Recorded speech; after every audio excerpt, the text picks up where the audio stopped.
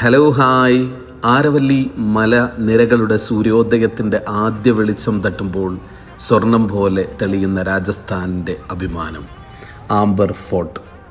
ഒരിക്കൽ രാജാക്കന്മാരും രാജ്ഞിമാരും നടന്നിരുന്ന ഈ വഴികളിൽ ഇന്നിതാ ഞാനും നടക്കുകയാണ്.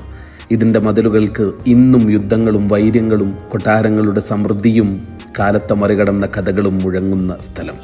ആംബർ കോട്ടയിലേക്കുള്ള ഒരു യാത്ര എന്നത് ചരിത്രത്തെ കണ്ണുകളാലല്ല ഹൃദയത്തിനാലാണ് കാണാൻ നമുക്ക് കഴിയുക. നിങ്ങൾ വാ, നമുക്ക് ആംബർ കോട്ടയുടെ വിശേഷങ്ങൾ പങ്കുവെക്കാം. ജയ്പൂരിൻ്റെ പിങ്ക് നഗരത്തിന് ഒരു സ്വർണ്ണ കിരീടമുണ്ടെങ്കിൽ ആരവല്ലി മലനിരകളുടെ മുകളിൽ നിന്ന് രാജസ്ഥാൻ്റെ ചരിത്രം അഭിമാനത്തോടെ നിലകൊള്ളുന്ന ആംബർ ഫോർട്ട് തന്നെയാണ്.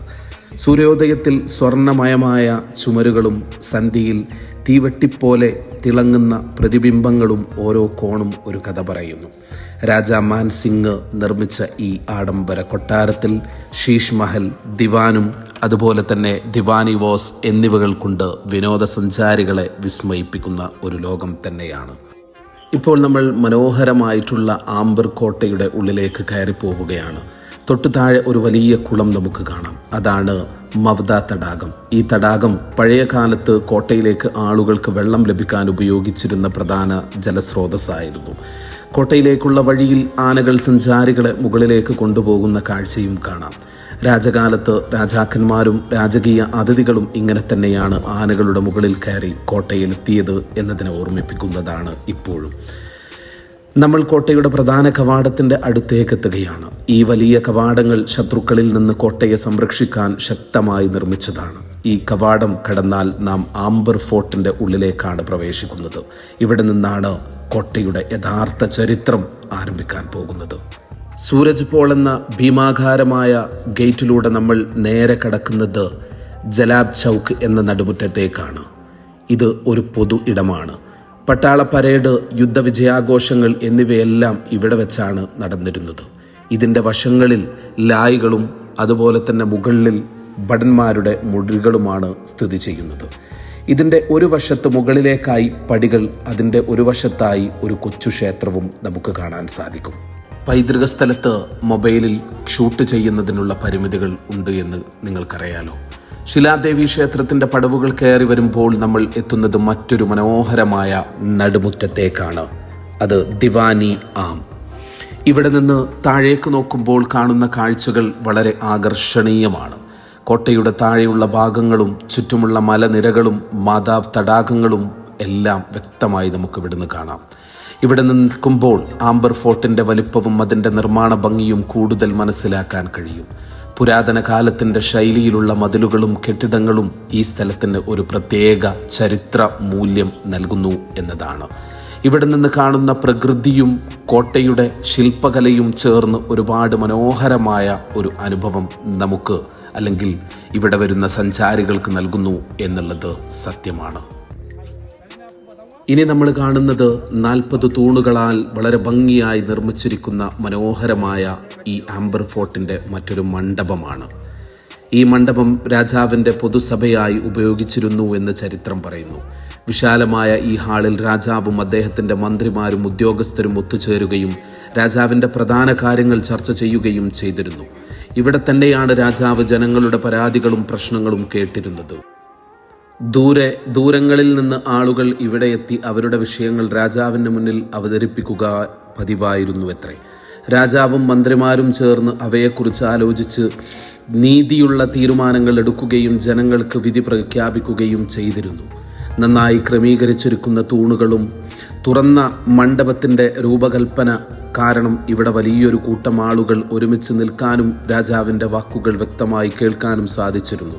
അതുകൊണ്ട് തന്നെ രാജകാര്യങ്ങളുമായി ബന്ധപ്പെട്ട പ്രധാന തീരുമാനങ്ങളും ഔദ്യോഗിക പ്രഖ്യാപനങ്ങളും ഈ മണ്ഡപത്തിൽ നിന്നാണ് പുറത്തു വന്നിരുന്നത്. ഇത് ആ കാലഘട്ടത്തിൻ്റെ ഭരണ സംവിധാനത്തിൻ്റെ ഒരു പ്രധാനപ്പെട്ട കേന്ദ്രമായിരുന്നു.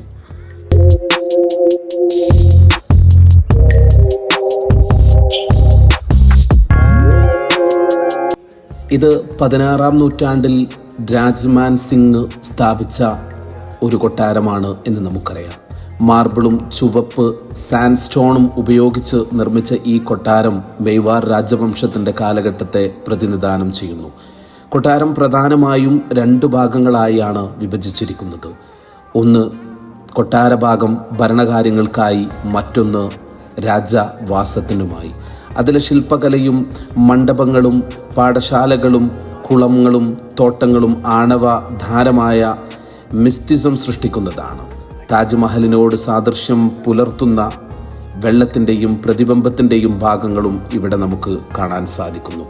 ഇനി നമ്മൾ ഹമാം അതിലേക്കാണ് കടക്കാൻ പോകുന്നത്. ആംബർ കൊട്ടാരത്തിൽ ഒരു ചരിത്രപ്രധാനമായ ഹമാം ടർക്കിഷ് ബാത്ത് സ്ഥിതി ചെയ്യുന്നുണ്ട്. ഇത് രാജവംശത്തിലെ ചക്രവർത്തിയും രാജകുമാരിമാരും ഉപയോഗിച്ചിരുന്ന സ്വകാര്യ സ്നാനശാലയാണ്.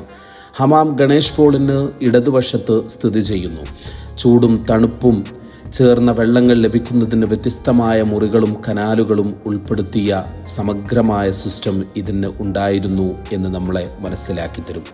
അടിയന്തര സാങ്കേതിക ഉപകരണങ്ങൾ ഇല്ലാതിരിഞ്ഞിട്ടും ഭവനത്തിൽ താപനിലയും ജലസേചനവും സാധ്യമാക്കാൻ ഈ ഘടന രൂപകൽപ്പന ചെയ്തിരുന്നു. ഇന്ന് ഈ ഹമാം പ്രവർത്തനശീലമായ സ്നാനശാലയായി ഉപയോഗിക്കപ്പെടുന്നില്ല. എന്നാൽ കൊട്ടാരത്തിൻ്റെ ശില്പകലയും ചരിത്രവാസ്തുവും അറിയാനുള്ള ഒരു പ്രധാന ഭാഗമായാണ് സംരക്ഷിക്കപ്പെട്ടിട്ടുള്ളത്. ഇനി നമ്മൾ കിടക്കുന്നത് മറ്റൊരു നടുമുറ്റത്തേക്കാണ്.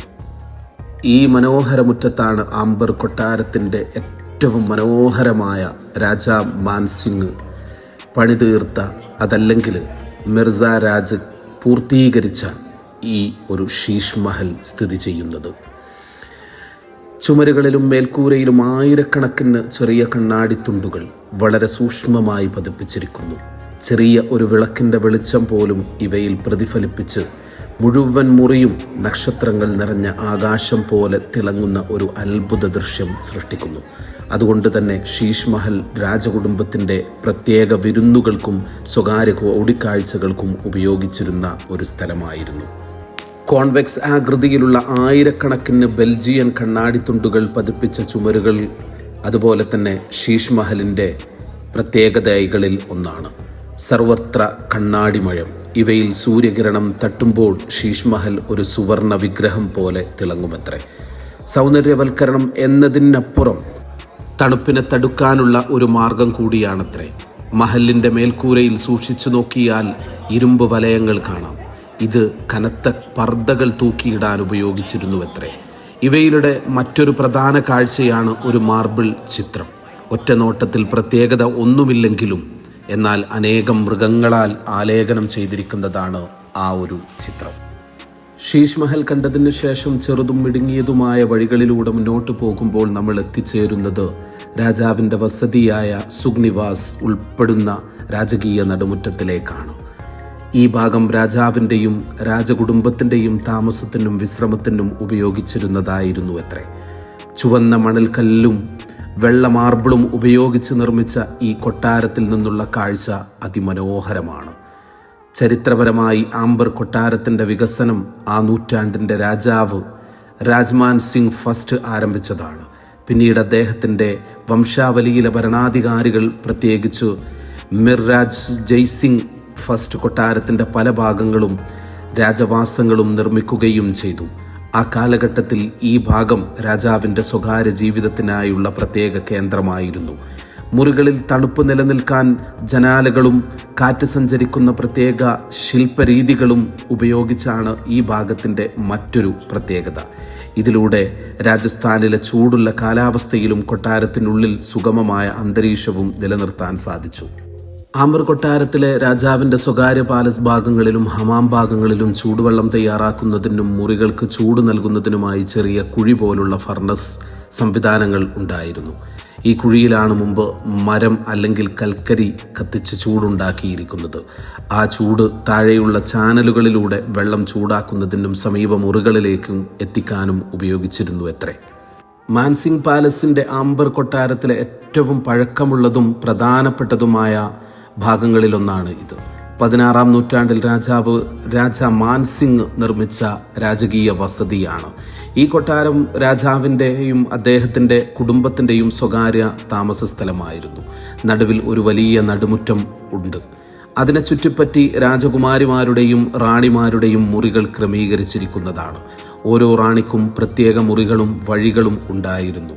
എന്നാൽ നടുമുറ്റം എല്ലാവർക്കും ഒരുമിച്ച് കൂടാനുള്ള ഇടം കൂടിയായിരുന്നു. രാജസ്ഥാനിലെ ചൂടുള്ള കാലാവസ്ഥയെ പരിഗണിച്ച് മുറികൾ കാറ്റ് സഞ്ചരിക്കുന്ന രീതിയിലാണ് നിർമ്മിച്ചിട്ടുള്ളത്. ചുവന്ന മണൽക്കല്ലും മനോഹരമായ കൊത്തുപണികളും കൊണ്ട് അലങ്കരിച്ച ഈ കൊട്ടാരം ആംബർ ഫോർട്ടിലെ രാജകീയ ജീവിത ശൈലിയും പഴയ രാജവംശത്തിലെ സമ്പന്നമായ സംസ്കാരവും വ്യക്തമാക്കുന്നതിനുള്ള ഉദാഹരണങ്ങളാണ്. ഈ പൗരാണിക കോട്ടയുടെ ആമിർ ഫോർട്ടിൻ്റെ ഏറ്റവും മുകളിലത്തെ ഭാഗത്താണ് നമ്മളുള്ളത്. ഇതിനെ സേനാന എന്നാണ് പറയപ്പെടുന്നത്. ഈ ഭാഗം താരതമ്യേന ഭംഗി കുറവുള്ള ഭാഗമാണ്. കോട്ടയുടെ ഏറ്റവും പുരാതന ഭാഗവും ഇത് തന്നെയാണ്. ഹിന്ദി സിനിമയായ ജോധ അക്ബറിൽ ഈ ഭാഗം, ഈ നടുമുറ്റങ്ങളും എല്ലാം നമുക്ക് കാണാൻ സാധിക്കും. 1599 രാജ മാൻസിംഗ് പണി കഴിപ്പിച്ചതാണ് ഈ ഭാഗങ്ങൾ. ഈ നടുമുറ്റം നമ്മൾ കാണുന്നില്ലേ, ഇവിടെയൊക്കെയാണ് റാണിമാർ താമസിച്ചിരുന്നത്. അവരുടെ റൂമാണ് സോനാന എന്ന് പറയുന്ന ഇവിടം. ഇവിടുത്തെ ഓരോ ജനവാതിലിലൂടെയും നോക്കുമ്പോഴും നടുമുറ്റത്തെ കാഴ്ചകളും നടക്കുന്ന വിശേഷങ്ങളുമെല്ലാം റാണിമാർക്ക് കാണാൻ സാധിക്കുന്നു എന്നുള്ളതാണ് ഇവിടുത്തെ ഏറ്റവും വലിയ പ്രത്യേകത. ഇവിടെ നിന്ന് താഴോട്ട് നമ്മൾ ഇറങ്ങുകയാണ്.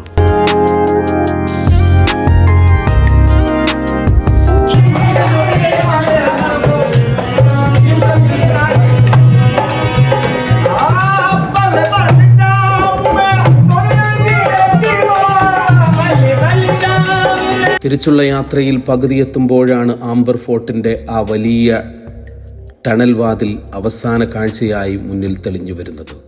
പുറത്തുനിന്ന് നോക്കുമ്പോൾ അതിൻ്റെ ഭംഗിയും ശില്പകലയും നമ്മെ ആകർഷിക്കുന്നു എന്നുള്ളത് സത്യമാണ്. പക്ഷേ അകത്തേക്ക് കടന്നാൽ ചിലയിടങ്ങൾ പഴക്കത്തിൻ്റെ കാരണം ഒന്ന് ഭീതി ഉണർത്തുന്ന അനുഭവം നൽകും. കട്ടിയുള്ള കല്ലുമതിലുകൾ, സൂര്യപ്രകാശം എത്താത്ത ഇരുണ്ട നടപ്പാതകൾ, ഇടുങ്ങിയ വഴികൾ, നിശബ്ദത, ഇവയെല്ലാം ചേർന്നപ്പോൾ പഴയകാലത്തിൻ്റെ ഒരു രഹസ്യ ലോകത്തിലേക്ക് കടക്കുന്ന പോലെ നമുക്ക് തോന്നും. ഒന്നാലോചിച്ചു നോക്കൂ. ഒരിക്കൽ രാജാക്കന്മാരുടെയും സൈനികരുടെയും ചുവടുകൾ മുഴങ്ങിയിരുന്ന ഈ ഇടങ്ങൾ ഇന്ന് ചരിത്രത്തിൻ്റെ ഓർമ്മകളായി മാത്രം നിലനിൽക്കുമ്പോഴും ആംബർ ഫോർട്ടിൻ്റെ മഹിമയും അതിൻ്റെ അത്ഭുതകരമായ നിർമ്മിതിയും സന്ദർശകന്റെ മനസ്സിൽ ഒരു വിചിത്രമായ ആവേശവും വിസ്മയവും ഉണ്ടാക്കും എന്നുള്ളത് തീർച്ചയാണ്. ഇങ്ങനെ ചരിത്രവും രാജകീയ ഭംഗിയും നിറഞ്ഞ ആംബർ ഫോർട്ട് സന്ദർശനം അവസാനിപ്പിച്ച് പതിയെ പുറത്തേക്കിറങ്ങുമ്പോൾ മനസ്സിൽ നിറയുന്നത് ഒരു കാലഘട്ടത്തിൻ്റെ മഹത്വമാണ്. നൂറ്റാണ്ടുകൾ പഴക്കമുള്ള കൊട്ടാരങ്ങൾ, അതിൻ്റെ ശില്പകല, രാജവംശങ്ങളുടെ കഥകൾ എല്ലാം ഒന്നിച്ച് രാജസ്ഥാൻ്റെ സമ്പന്നമായ പാരമ്പര്യം നമ്മെ ഓർമ്മിപ്പിക്കുന്നു. എൻ്റെ രാജസ്ഥാൻ യാത്ര ഈ അനുഭവങ്ങളാണ് കൂടുതൽ മനോഹരമാക്കി എനിക്ക് തന്നിട്ടുള്ളത്. ഓരോ കൊട്ടാരവും, ഓരോ വഴിയും, ഓരോ കാഴ്ചയും ഒരു പുതിയ കഥ പറഞ്ഞുകൊണ്ടിരിക്കുന്നു.